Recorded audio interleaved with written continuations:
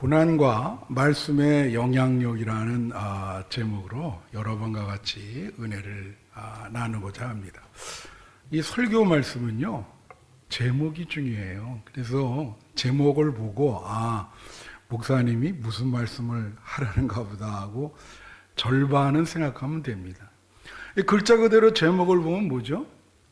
우리가 인생의 고난을 당할 때 하나님 말씀의 은혜를 받고 그 고난을 극복할 수 있다라고 하는 그런 취지가 되죠.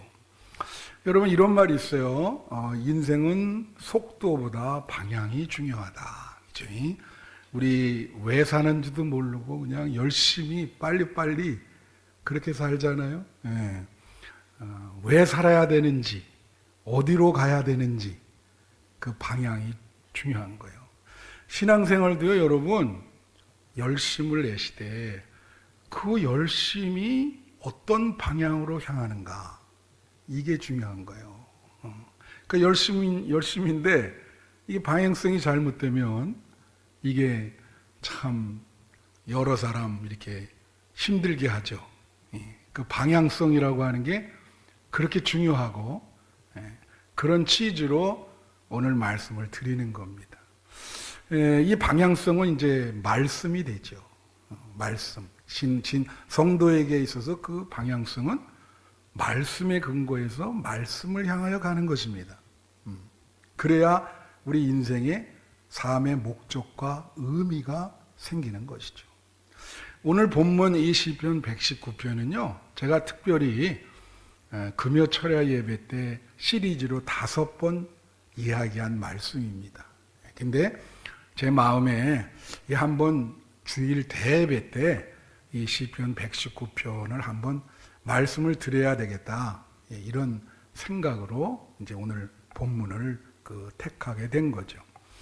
시편 119편은 시편이 150편인데 그 시편에서 제일 길어요. 무려 176절까지 있습니다.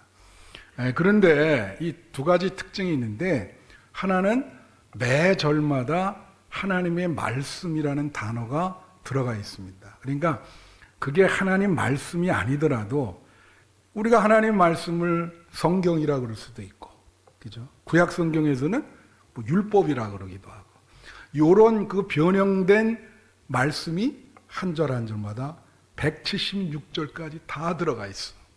그러니까 대단한 거죠. 그리고 주제는 오늘 이 설교 제목처럼 시인이 지금 엄청난 고난을 당하고 있는 중입니다.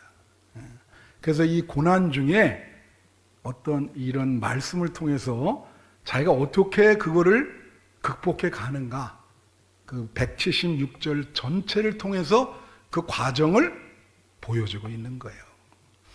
그래서 제가 이제 왜 이렇게 이 말씀을 택했냐. 요즘 우리 성도들 보면은 뭔가 마음이 힘든 분들이 좀 있어요. 여러분들이 아마 잘 모르실 거예요. 동료니까. 근데 저는 담임 목사하고 여러분의 목자니까 여러분이 어떤 문제가 있고 어떤 삶의 고통이 있고 고민이 있는지 다 알죠. 그래서 이제 기도하고 그러는데, 오늘 이 말씀은 그분들이 오늘 말씀을 듣고 좀 위안을 얻으면서 힘을 얻으라고 하는 취지로 오늘 말씀을 준비한 것입니다. 그래서 오늘 말씀을 통해서 좀 용기와 자신감을 얻기를 축원합니다. 본문은요 4문단으로 돼 있어요.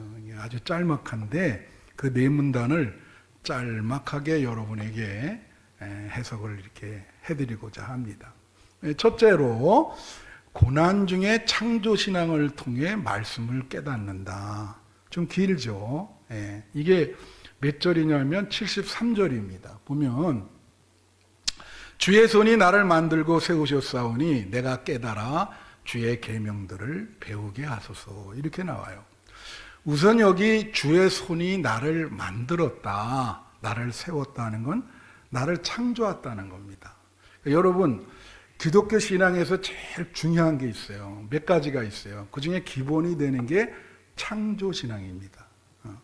하나님이 이 자연 만물을 만드셨고 우리 인간을 만드셨다. 믿으십니까? 예. 그게 신앙의 기본이에요. 그러니까 그거를 얘기하는 거예요.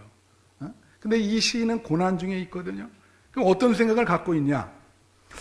나를 만드셨기 때문에 내가 이렇게 쉬운 말로 하면 고장이 났어. 고장이 나면 나를 만드시는 분만이 고칠 수 있다는 거예요. 여러분의 인생이 주의 손에 달려 있다. 그러니까 이 창조 신앙이 굉장히 중요하죠. 그러니까 여러분의 인생이 주의 손에 달려 있는 거예요.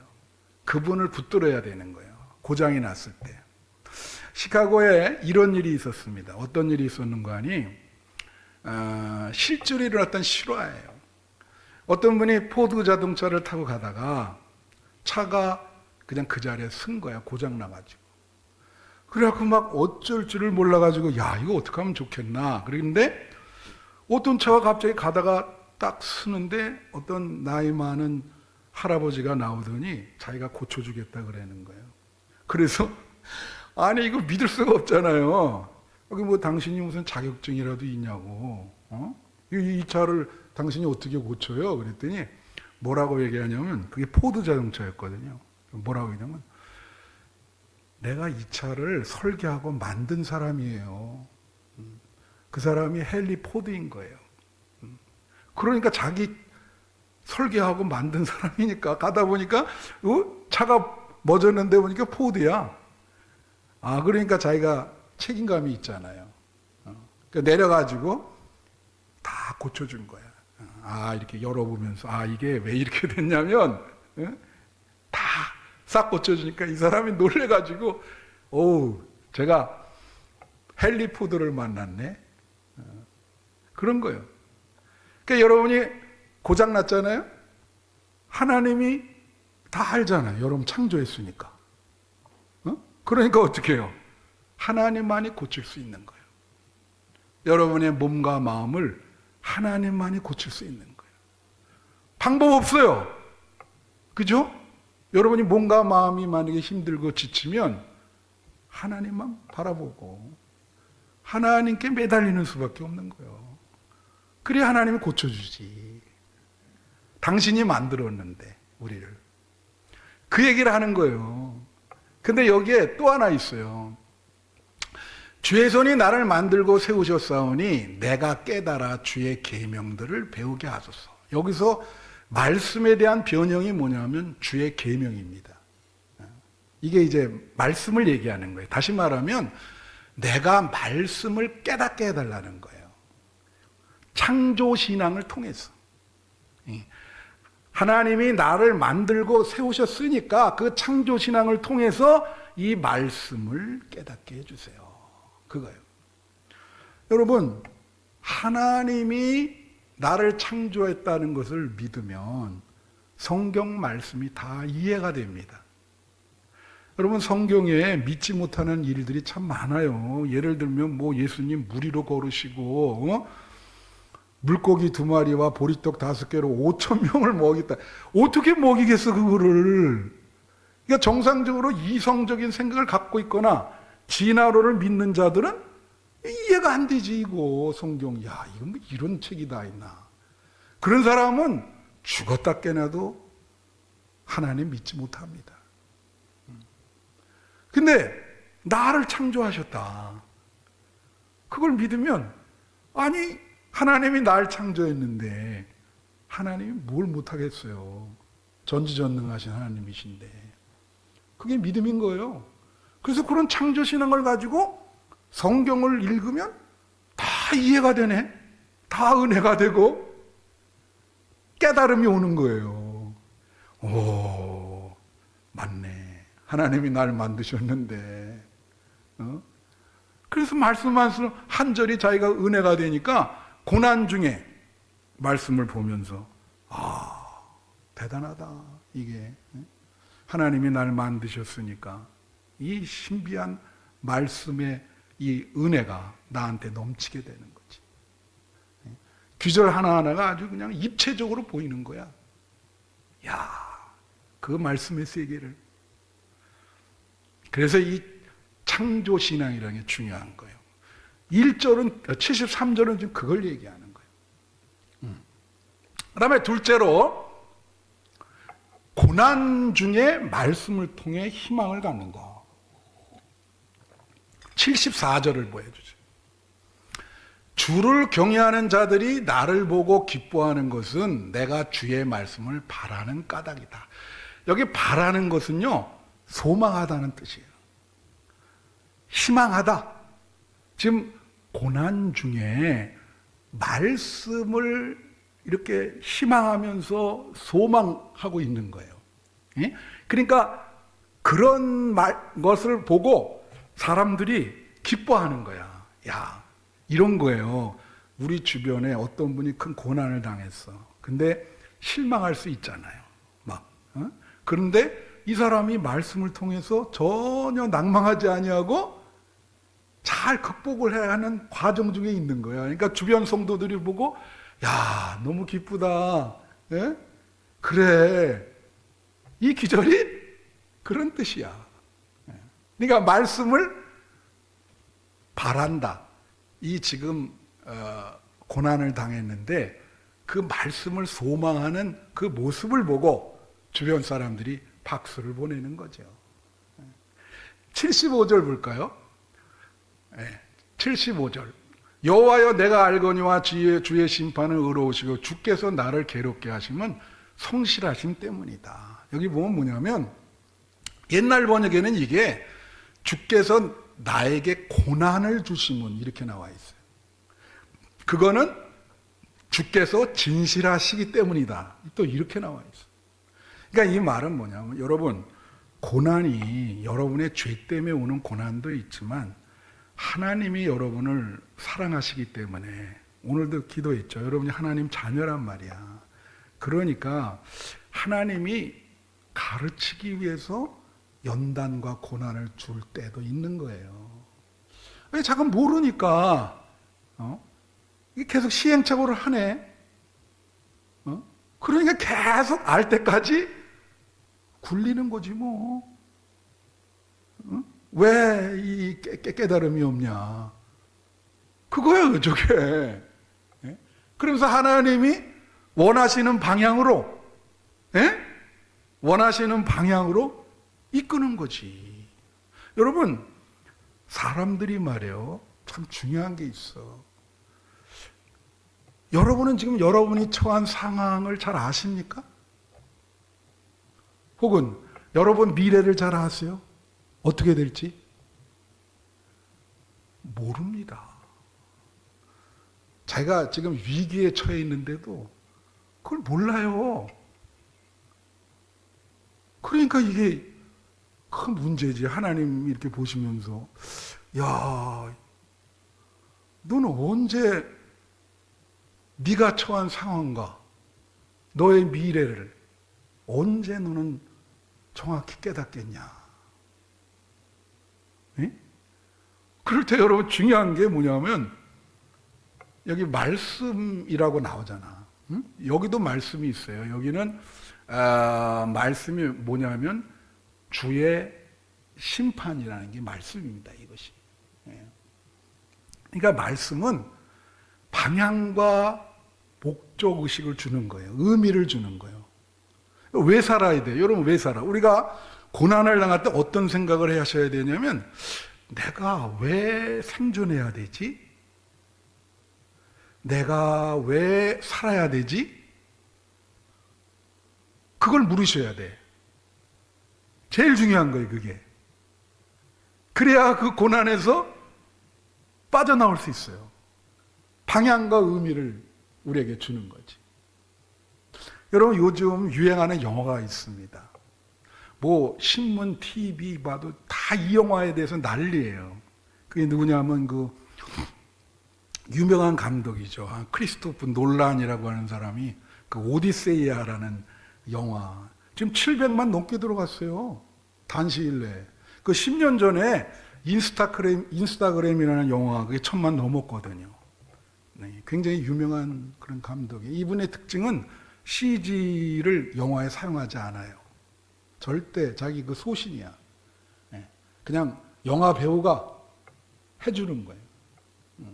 그게 평생 자기 그 소신인데, 자, 이 오디세이아 지금 사람들이 난리를 빌면서 치는데, 이거는 호메로스라는 사람이 쓴 그 책 오디세이아와 일리아드가 있는데, 그 오디세이아라고 하는 그 책을 영화한 겁니다.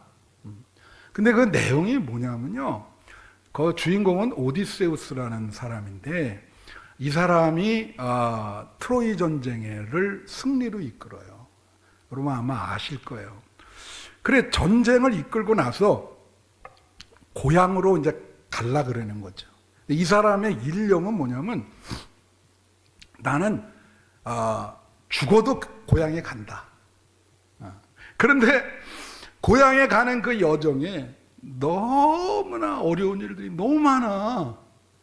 도저히 이건 뭐 포기해야 불가능하다. 그래서 수십 가지 사건들이 벌어지는 거예요. 그게 그 책의 내용이야. 그래가지고 뭐 처음에는 외는 거인 이 폴리테우스인가 하여튼 뭐 동굴 그 자기 부하들 다 잡아 죽이고, 자기도 지금 막 죽을 뻔했는데 겨우 탈출했어. 근데 거기에 백미가 뭐냐면, 여러분 재미나는 얘기 하나 해줄게. 이 사이렌 부른다 그랬잖아. 이 사이렌의 근거가 되는 건데, 거기에 나오는 거예요. 그 자매 이름이 세이렌 자매야. 근데 이 자매는 조그만 섬에 이렇게 사는데 그 주변이 다 암초예요. 근데 이 자매가 아주 우리가 지상에서 들을 수 있는 아주 매력적이고 아름다운 노래를 부르는 거예요. 그 노래를 너무 아름답게 부르니까 이 선원들이 배 타고 가다가 그 노래를 이거 어디서 나냐. 그래갖고 그 노래를 더 듣기 위해서 가다가 암초에 부딪혀가지고 다 빠져서 죽는 거예요. 100% 죽는 거예요. 그래, 이 오디세우스도 이제 그 소리를 들은 거예요. 야, 다 죽는단다. 왜 저걸 어떻게 통과하면 좋겠냐. 그랬는데 이 오디세우스는 그 아름다운 유혹의 노래를 듣고 싶은 거야. 그러니까 그 자기 부하들한테 뭐랬냐면, 너네들은 밀랍으로 요 귀를 가리고, 나는 이런 장대에, 이 돛대에 나를 밧줄로 나를 묶어라. 그 묶어서 내가 이렇게 막 가서 더 듣고자 막 부하들 보고 빨리 더 가까이 가라 그럴 때 아예 나를 그냥 때려가지고 밧줄을 더 묶고 나를 하여튼 실신을 시키든지 절대로 나를 풀어주지 마라 그랬어. 이야, 대단한 거 아니에요, 그죠? 네. 그래 가는 겁니다. 야, 노래가 너무 아름다워. 근데 얘네는 듣지를 못해. 근데 자기는 듣는 거야. 그러니까 소리를 칩니다. 막. 빨리 가라고 말이야. 응? 빨리 그 섬 있는 데로 가라. 그러니까 그냥 힘센 부하가 막 후드로 패고 자기 선장을 줄로 더 묶고 겨우 통과했어. 그래가지고 그래서 밧줄을 풀어주니까 잘했다. 그 사이렌이 뭘 말할까요? 그 뭐 세상의 유혹일 수도 있죠. 근데 이 친구는 고향에 가야 된다는 거야. 난 고향에 간다. 그것 때문에 사실은 진짜 극복 못할 어려움이 엄청 많았어요. 근데 그 고향으로 가겠다는 그 목적 의식 때문에 그거를 극복한 겁니다. 말씀 똑같은 거죠. 우린 때로는 이런 사람들이 있어요. 내가 과거에 그런 시련 때문에 내가 지금 요 모양 요 꼴이 됐다. 그 사건 내가 잊을 수가 없다고 그래. 그것 때문에 내 인생 다 망했다고 그래. 성도는요, 그런 말씀 하시면 안 돼요. 어떻게 얘기를 해야 되냐면, 과거에 정말 나를 무너뜨릴 여러 가지 고난과 시련이 있었지만, 내가 예수님을 바라보면서 천국을 바라보고 천국의 소망을 갖고 그 어려운 고난을 이겨서 오늘까지 왔다. 할렐루야. 난 여러분에게 그러한 고백이 있기를 원해요. 응? 그렇게 패배해서 그냥 완전히 무너지는 것보다 그 어려움 속에서도 말씀을 통해서 천국을 바라보면서 목적지, 난 죽어도 거기 가야 된다. 그걸 극복하고 승리하는 여러분 되시기를 축원합니다. 그 다음에 셋째로, 고난 중에 말씀을 통한 주의 은혜. 고난 중에서 은혜를 주는데 말씀을 통해서 주시는 거예요. 자, 한번 볼까요? 76절에 보면 구하오니 주의 종에게 하신 말씀대로 주의 인자하심이 나의 위안이 되게 하시며. 자, 아니 76절. 이 말씀은 뭡니까? 여기 그냥 말씀이라고 나오네요. 주의 종에게 하신 말씀. 그 내용이 뭐냐면 주의 인자하심이라는 거예요.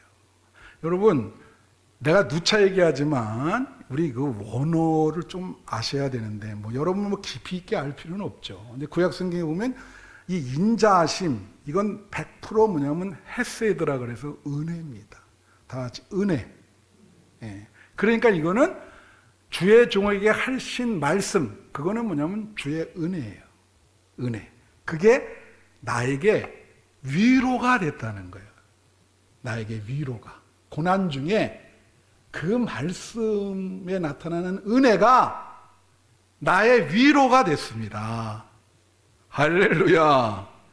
여러분이 이제 이런 신앙의 과정을 거치면 얼마나 좋겠어요. 77절 한번 볼까요?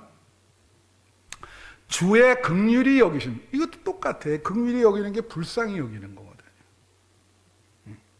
하나님은 여러분을 불쌍히 여기십니다. 늘 똑같아요. 아까도 말한 것처럼 왜 불쌍히 여긴지 알아요? 여러분의 처한 상황과 미래의 운명을 잘 모르기 때문에 하나님은 불쌍히 여기는 거예요. 아, 잘 모르는구나. 어떻게 될지 모르는구나. 그래서 불쌍히 여기는 거예요. 주의 불쌍히 여기심이 내게 임하사, 이게 중요해. 내가 뭐예요? 살게 하소서. 이 말은 생명력을 다시 얻고 생존하게 해달라는 거예요. 한마디로 얘기하면 생존. 여러분, 믿음 생활이 생존에 걸려있는 문제입니다. 여러분이 무슨 직장 생활만 하는 사업, 그것만 생존이 아니에요. 하나님은 우리에게 믿음 생활이 너의 생존에 달려있다. 이게 이 말씀하시기를 주님께서 나를 불쌍히 여겨서 내가 생존하게 해달라. 생존하게 해달라. 그래서 이 주의 법은 나의 즐거움입니다. 나를 생존하게 해주세요. 고난 중에 그렇게. 이게 이제 재미나는 경험이 있어요. 이번에 우리 성지순례 갈 때도 사실은 그 전쟁의 중심으로 들어가잖아요. 참 결정하기 어려웠어요. 우리 성도들은 어쩔 줄 모르겠지만 나는 책임자로 가니까. 저는 이 책임자라는 게 보통 어깨가 무거운 게 아니죠. 잘못하면 내가 완전히 책임을 져야 되는 문제잖아요. 그죠? 예. 근데 하나님 참 고민을 많이 하는데, 어느 날 성경 보는데 이사야 41장 10절을 보여주시는. 아시죠? 그게 뭐냐면 두려워 말라. 내가 너와 함께 아니라. 놀라지 말라. 나는 너의 하나님이 되리라. 내가 너를 도와주리라. 나의 의로운 오른손으로 너를 붙들으리라. 예? 너를 굳세게 해주겠다. 그 말씀 읽는데 은혜가 되는 거예요. 그래서 하나님이 잘 인도해 주시겠다. 정말 잘 인도해 줬어요. 여러 가지 힘든 일이 많았지만. 예? 그런 거예요, 이게. 예? 주님이 내가 그 기절 가지고 또 은혜 한 번 받은 게, 여러분 기억하실 거예요. 한 7, 8년 전에 우리 아들이 캐나다에서 이제 대학을 졸업하게 됐어요. 그래서 우리 부부가 이제 졸업식 참석하려고 이 KTX에 이제 예약까지 다 해놓고, 그래가지고 이제 그때는 KTX가 공항까지 갔거든. 그래가지고 이제 둘이 가려고 딱 나갔는데 세상에 그거 기차역에 사람들이 꽉 차 있는 거예요. 그래서 왜 이렇게 많은 사람이 있지? 그랬더니 모든 게 다 중지됐어. 그러니까 보니까 이 남쪽에 태풍이 불어가지고 선로가 다 유실이 된 거예요. 기차가 운행이 안 된다는 거야. 야, 난리 났잖아 이거. 그래가지고 이거 어떡하면 좋지? 네. 거기서 막 그때도 정말 와가지고 이게 이런 그냥 급박한 상황이잖아 이거. 그 기도한 하나님, 기도하 막 그랬더니 역시 이사야 41장 10절 이렇게 주시는데, 그 여러분 김정한 전도사라고 알죠? 네. 근데 제가 이제 여기 뭐 조동수 목사님, 김정한 다들 목사 됐어요. 김도현도 목사 되고 한 4-5분 지나갔어. 예. 제가 먼저 께 있을 때는요 부목이 한 4명 정도 됐습니다. 그래서 지금까지 이렇게 내 밑에서 같이 이렇게 하는 거 한 40-50명 돼요. 예, 그분들 다 이렇게 기억하고 서로 인생이 뭐 그렇게 만난 거니까. 근데 지금 보면 나도 그렇게 보였겠지만 사람들이 다 장단점이 있어요. 그 완벽한 사람이 어디 있겠습니까? 근데 김정한 전도사의 장점은 뭐냐면 이 친구가 그 버스 운전수였어요. 운전 아마 우리 한빛교회 출신 중에 최고로 잘할 거요. 난 놀란 게 내가 몽골 가서도 놀랐는데 이 주차 각도가 안 나오는데 거기 주차를 하더라고. 그래서 내가 그 몽골 운전수한테 너무 경이로운 눈으로 보면서 당신은 신의 경지입니다. 비록 주차지만. 근데 김정한 전도사가 그 정도의 약간 밑이에요. 주차 끝내주게 하는데. 그래서 내가 이제 그때 이제 전화를 걸어서 야, 이거 어떻게 하면 좋냐. 시간이 이제 안 된다는 거지. 그랬더니 제가 그러면 그 봉고차로 모셔드리겠습니다. 그래 이제 둘이 가는데 죽는 줄 알았어. 막 200km는 넣고 가는데 시간은 오늘 그걸 잘 달리더라고. 뭐 한 시간 반밖에 안 걸렸어요. 그래가지고 막 겨우 간 거예요. 그래서 야, 내가 가면서 대단하다. 우리 김 전도사 대단해. 차라리 그쪽으로 풀렸으면 참 좋았을 뻔했는데 이제 그런 얘기를 했는데, 하여튼 이건 뭐죠? 나는 반드시 가야 된다. 포기할 수 없는 거지. 아들 졸업식에. 그러니까 그 어려운 환란이 극복이 되는 거예요. 무슨 수를 써더라도. 그렇죠? 마지막 4번째로 고난 중에 말씀으로 완전케 함인 거예요. 자, 여기 보면 80절에 무슨 말이 나오냐면 내 마음으로 주의 율례들에 완전하게 하사 내가 수치를 당하지 않게 하다. 자, 이게 주의 율례가 말씀이거든요, 이게. 근데 중요한 게 있어. 자, 여러분 여기를 보세요. 이 결론이니까. 내 행동으로 말씀을 지켜서 완전하게 하다. 그렇게 하지 않았어요. 뭐라 그랬죠? 마음으로.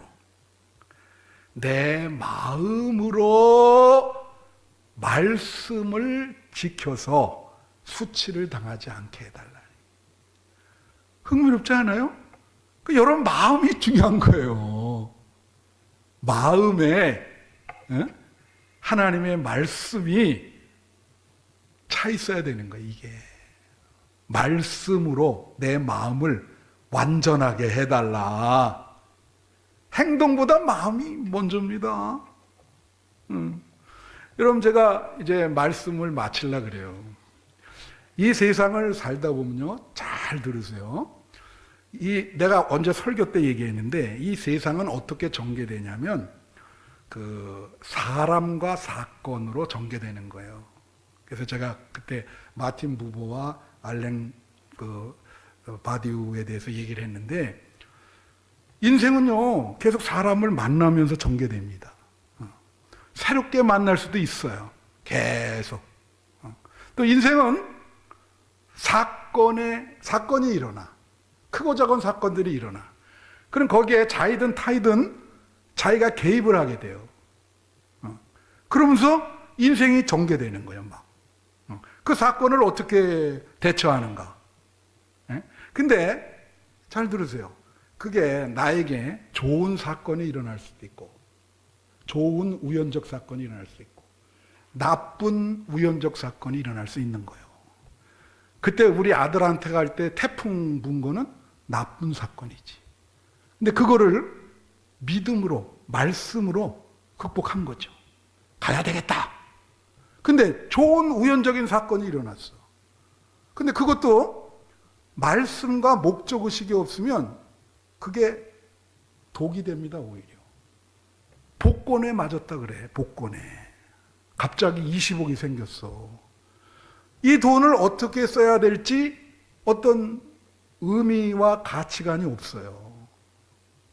방향이 없어.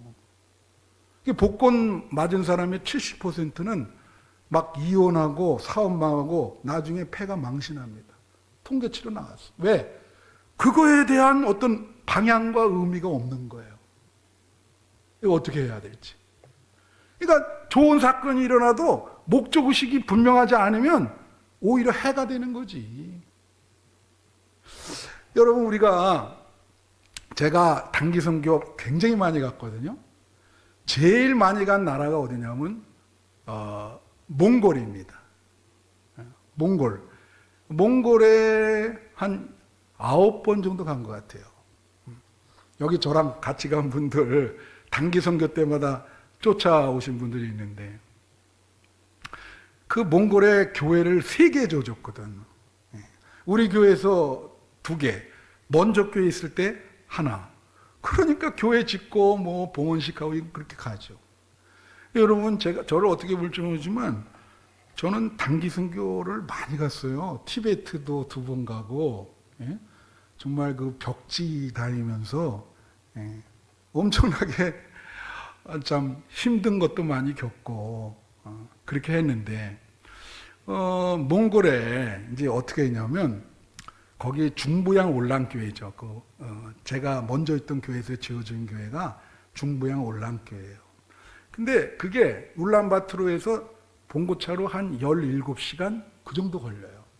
엄청난 거리죠. 그게 뭐 도로가 포장도 안 돼 있고요. 그냥 뭐 아주 이 머리가 막 부딪혀. 그래서 이렇게 많이 빠졌나 봐. 거기 9번 가느라.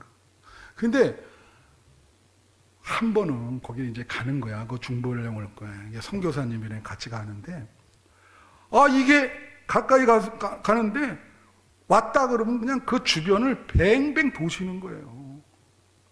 막 새벽이 되고 막 다 지치고 단원들이. 그러니까 다 왔다 그러는데 아니네. 이게 뭐 그런 말도 있잖아. 나폴레옹이 이 산이 아닌가벼? 또 내려가고 올라갔다가 또 이 산이 아닌가벼? 이거 미치겠는데.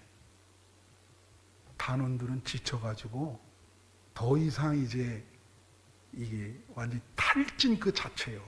나도 그렇고. 와.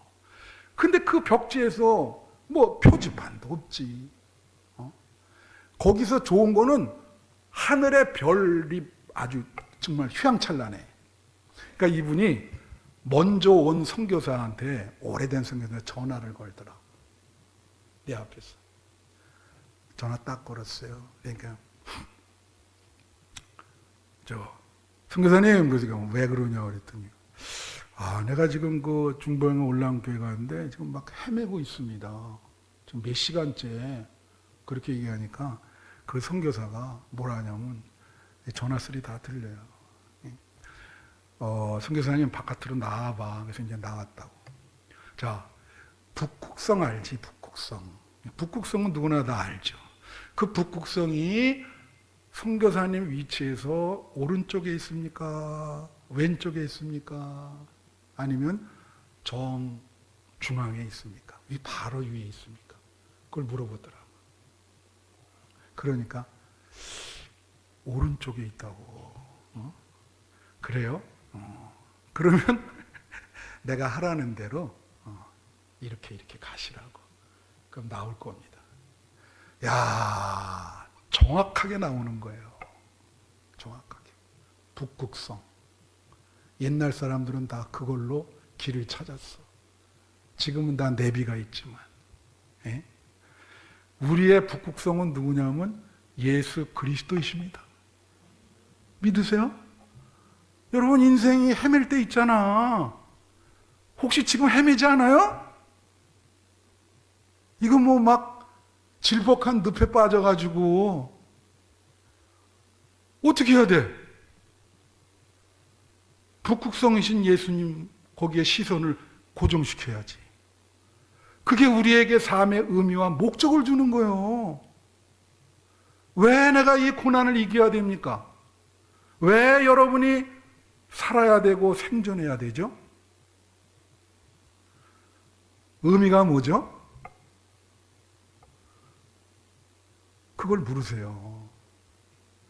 목적도 없이 되는 대로 살다가는 그냥 늪 속에 빠져가지고 빠져나오지도 못합니다.